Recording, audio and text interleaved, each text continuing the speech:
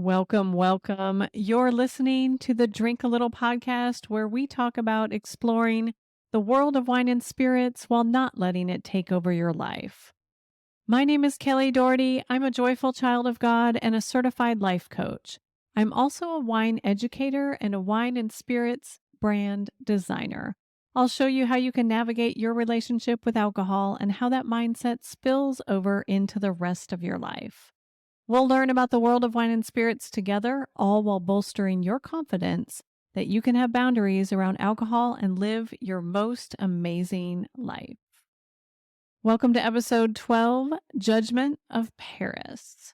So today we'll do a little tasting and explore the 2020 Chateau Montelena Chardonnay. And I just love the story behind this wine. You may have already experienced the story from Hollywood if you've seen the movie Bottle Shock. And while Hollywood, of course, took some liberties, the true story is fascinating enough, so we'll stick to the facts here. Basically, picture yourself in California in the 1970s. You may think it was in its heyday with jobs galore and sunshine and surfing. But the wine industry was literally in its infancy in California. The world wasn't giving California a second thought, and they were kind of deemed as country bumpkins trying to make something out of grapes. And I do love an underdog. So in 1976, there was a famous blind judging competition held in Paris, and French judges carried out two blind tasting comparisons. So one judgment was of top quality Chardonnays, and one was of red wines, so Bordeaux wines from France and Cabernet Sauvignon wines from Napa, California. Now, the Napa wine rated best in both categories caused great surprise as France was generally regarded as being the foremost producer of the world's best wines. It was a total shock to the wine world. The Cabernet that won was the 1973 Stag's Leap Cabernet, and we'll just have to taste that another time because today we have the Chardonnay winner, the Chateau Montelena Chardonnay. Now, I have not been able to get a hold of the 1973 Chard that won, so I've got the more commercially available 2020 vintage, which you can probably find too. So I'm excited to share this wine also because the last time I tasted it was at the winery itself, Chateau Montelena. I went there with my best friend Marnell, and there's a picture of us on my Instagram if you're interested, and the label drawing that's on the label, you know, the classic black and white label drawing, is just like the picture where we're standing in front of the chateau itself. So I haven't had this wine since 2018. So for this particular one, I chilled it and then I took it out of the fridge and opened it up to breathe maybe 10 or 15 minutes. So let's give it a swirl and see what we've got. And before I even sip, it's very pronounced honeysuckle. And definitely some classic green apple, citrus, and I actually get a lot of lime for a Chardonnay.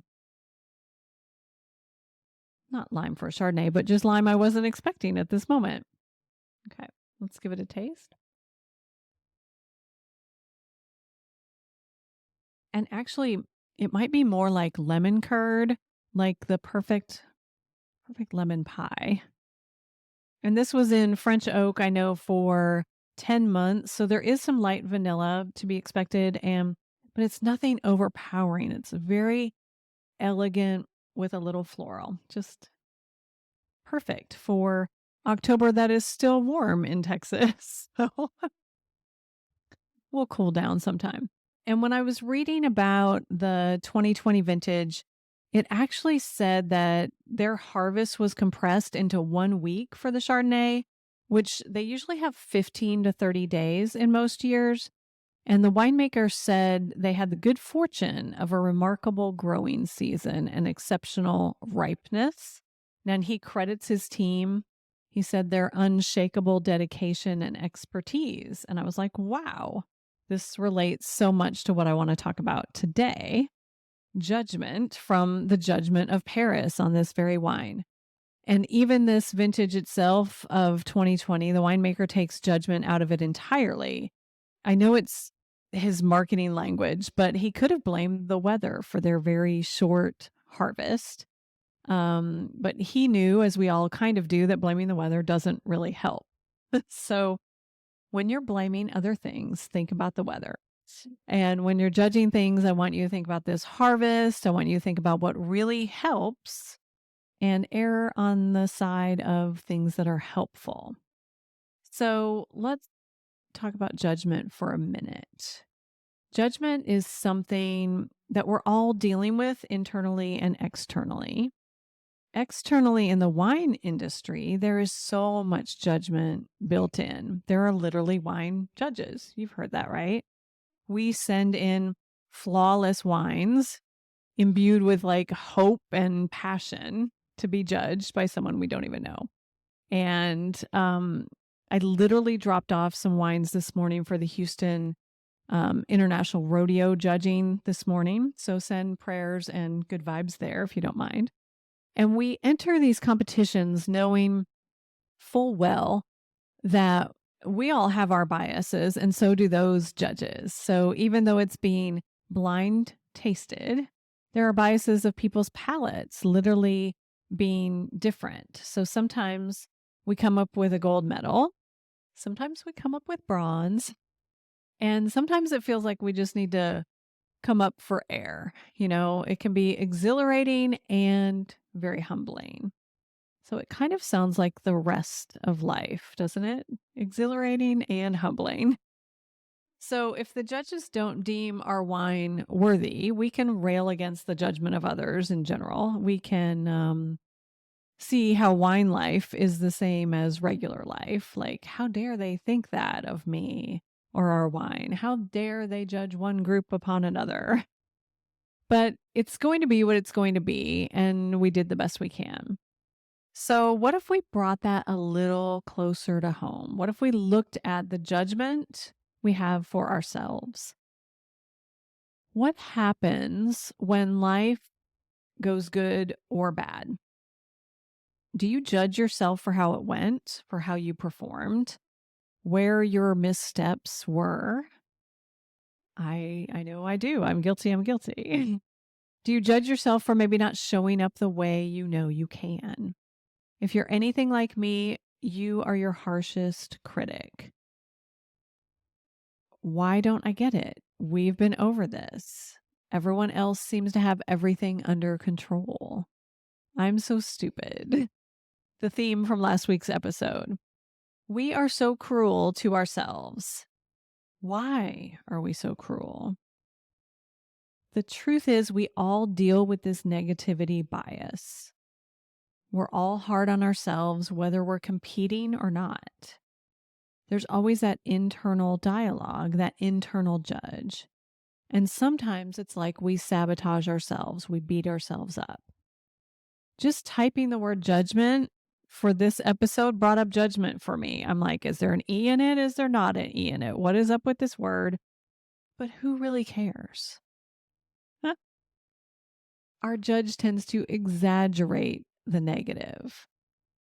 Our judge finds faults with ourselves, with others, and with circumstances.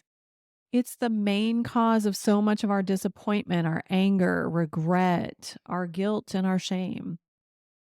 People say, just do what you want. People are going to judge anyways. And this is true. And we might want to test turning down the volume on the judgment a little bit. And oftentimes people that are very successful think that this internal judgment and some external judgment piled on top of it keeps them moving forward, keeps them innovating and working hard. They're like, if I didn't have this drive from judgment or being controlling or being a perfectionist, I'd just lay on the couch all day.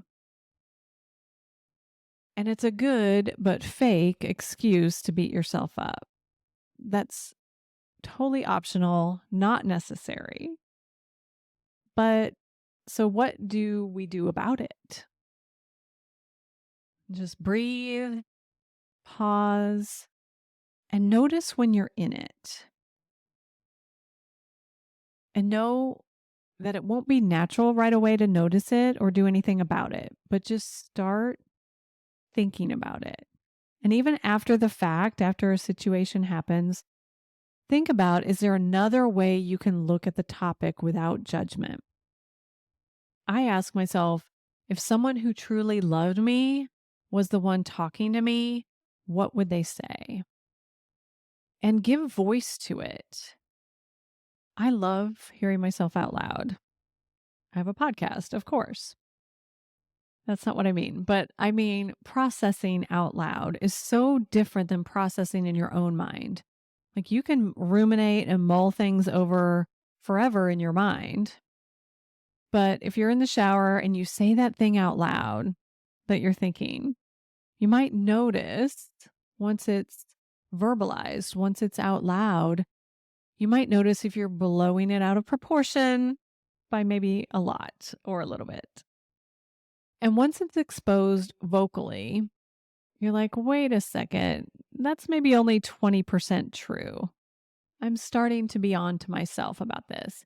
And even if you're skeptical right now and you think whatever judgment is happening for you, judgment of yourself or judgment of someone else, and you're thinking it's 99% true, it's for sure 99% true, that still does give a little space for the more sage version of us to come through, for that wisdom to come through. Like when I think I'm justified and judging myself harshly, I'm asking, what is the upside of thinking like this? I make a practice of asking myself for more creative solutions. And I'm treating myself like I like to be treated. And that's the golden rule, right? Like treat others like you'd like to be treated. But I learned this week the platinum rule, and it's treat others like they themselves would like to be treated. So it's in hospitality, figure out who this person in front of you is that might not be thinking like you, and how would they want to be treated. So I want you to think about treating your brain as if they were someone else. They were that guest coming to stay with you that you had to figure out how to be hospitable towards. How can you be hospitable towards this guest in a way that makes sense to them? You wouldn't judge them if they were your guest. You'd try to figure out what they need, be open to their concerns, their peculiarities, and you'd probably approach them with so much kindness. So the way to have high standards, still get stuff done, and not drink away your emotions is to shift this judgment to discernment. Discernment is paying attention to the state of how things are and using our wise and sage brain to decide consciously what to do with that current state of how things are from a compassionate perspective. And once you let up on yourself, just like you were a guest, let up on yourself just a little bit, just a scooch, notice how much compassion can come in for yourself and can come in for other people. It's actually kind of fascinating to zoom out and almost watch yourself from a distance. And you can have endless judgment for yourself and others, or you can have endless compassion for yourself and others. And compassion does not mean accepting crappy behavior. Compassion is understanding that we all have places we struggle and giving space for that. And most of us are somewhere in between, like there's a judgment and compassion bridge, and we're somewhere on that bridge. So have fun with it. Maybe picture yourself like you're that wine in the 1970s Judgment of Paris. You are a lovely Chardonnay with great potential. And maybe you're the underdog in a blind judging, but you're going to change people's perception of you. And maybe you're even going to change your own perception of yourself. So give it a try, give it a swirl, do a blind tasting, and let that judgment turn to compassion. Okay, that's what I've got for you guys this week. Next week, we have an Amontillado sherry. It's just a dry sherry from Spain. And I will see you next week with that dry sherry. I think that I have only had one sherry in my life, so I'm excited. It was a long time ago. I'm excited to share a sherry with you next week. And if you're working on that judgment and balancing sabotaging yourself with having compassion for yourself, I do teach to a deeper level. I have a one-on-one coaching program tailored to your needs where we cover how to stop over drinking, how to love yourself for all the right reasons, and emotional well-being. Go to kellydoherty.com/cheers to learn more. That's KELLYDOHERTY.com/cheers.